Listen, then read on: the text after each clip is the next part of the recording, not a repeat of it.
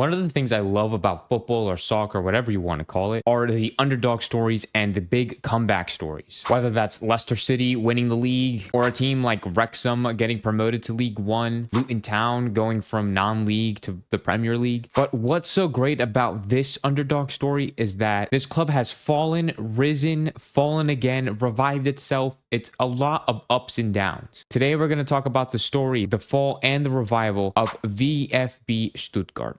VfB Stuttgart is one of the most oldest clubs in German football history. They currently have a total of 5 Bundesliga titles scattered across their history, with their most recent one being in the 06-07 season. This puts them as the 6th most successful club in the Bundesliga. They've also won 3 different DFB Pokal trophies. And this club is known to play in the top tier of Germany, being in the 2nd division only 4 times since their inaugural season in 1963-1964. But like I said, being one of the oldest clubs in football, Stuttgart were originally founded in 1893, or at least some people would believe. See, back then at those times, there were a lot of clubs that were made for other sports. Stuttgart was originally made for rugby. But then in 1912, they merged as one club and switched over to association football, or what we know as football. The club literally had to go through 2 world wars, suffered a lot of losses, and incredible financial issues. The club has received a lot of donations in order to create their own facility and become the biggest club in Baden-Württemberg, which is the state of where Stuttgart is located, and actually being the capital and the largest city in that state as well. And they secured their first ever title since they've merged in 1927. In 1933, VfB moved to their current stadium as of today, called Nectar Stadium, and found a lot of success playing in the top division at the time, then winning titles in 1935, 37, 40, and 43. So after World War II ended, continued to play in first division football in the Oberliga Süd.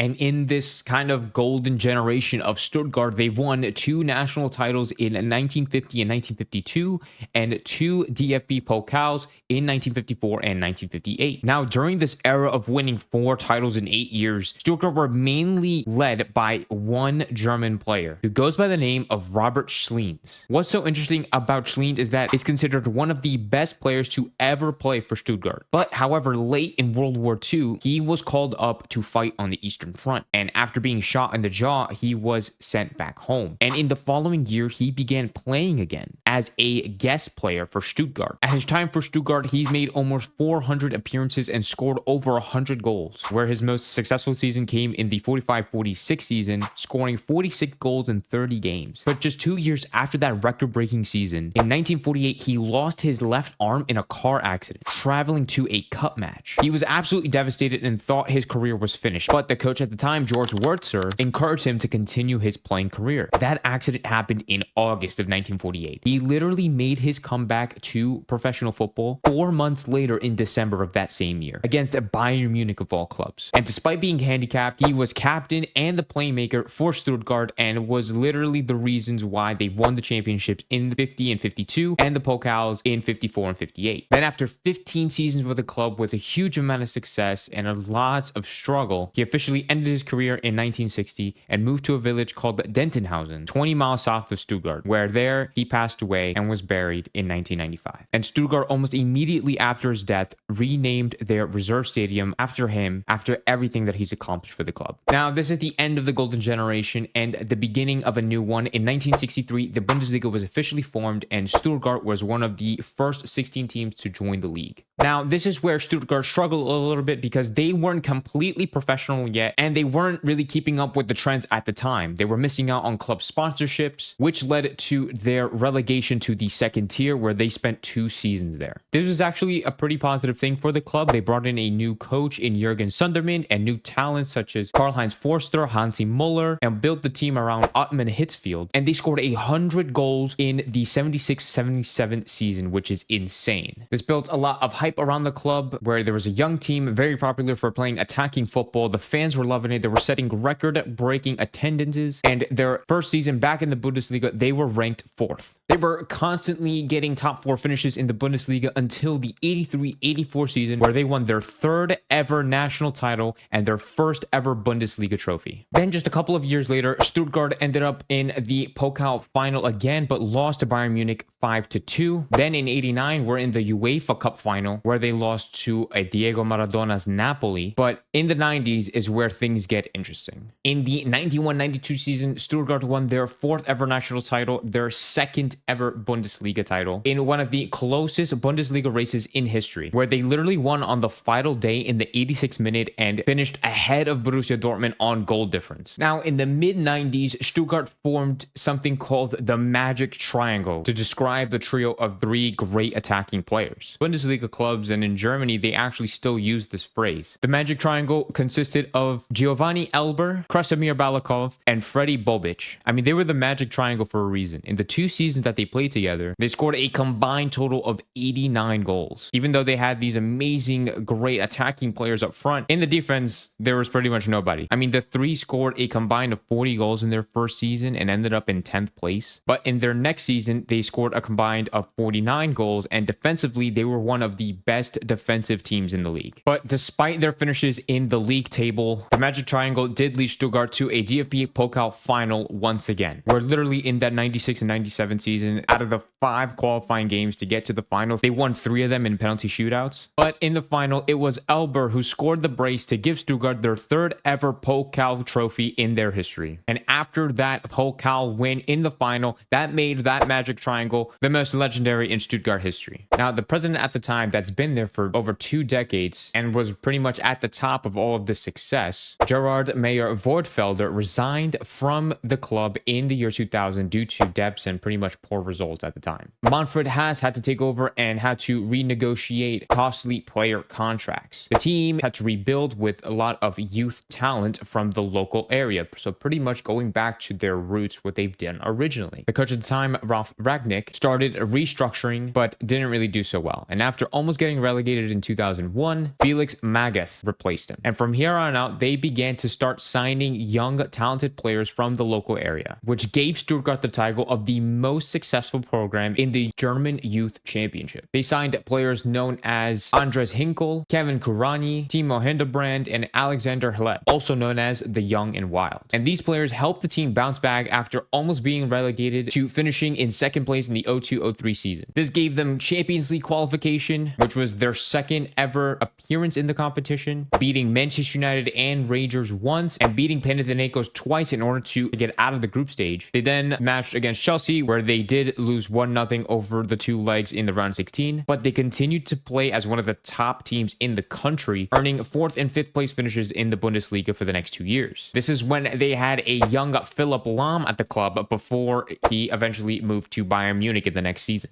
Then after what some would say a disappointing 2005-2006 season, the coach at the time got sacked, and then came Armin Vey. Vey was able to establish himself as the coach and focus on his concept of focusing on promising young and inexpensive players rather than just already established stars. Their captain at the time retired, and a bunch of veterans left the club, which put them in 9th position for the season, which was the first time in 4 years that Stuttgart didn't qualify for European football. But now comes the 06-07 season, and despite early losses in the season, Vey wanted to make a change at the club. He managed to turn to a new collection of players, including the likes of Mexicans Pavel Pardo and Ricardo Osorio, and Brazilian Antonio da Silva, as well as local fresh German talents such as Mario Gomez, Serdar Tashi, and Sami Khedira. He turned Stuttgart into a strong contender from the Bundesliga. They established themselves as a top 5 team and delivered a strong challenge for the title, winning their final 8 games. And in the second to last week of the Bundesliga, Stuttgart took a 3-2 away victory, and that secured them at least at minimum a Champions League spot. Then in the final game of the season, they took a 2-1 victory, claiming their first Bundesliga title in 15 years, where the celebrations in Stuttgart had over 250,000 people celebrating this massive milestone. Now, despite winning that league title, they did lose in the Pokal final that next week, which honestly was just a sign of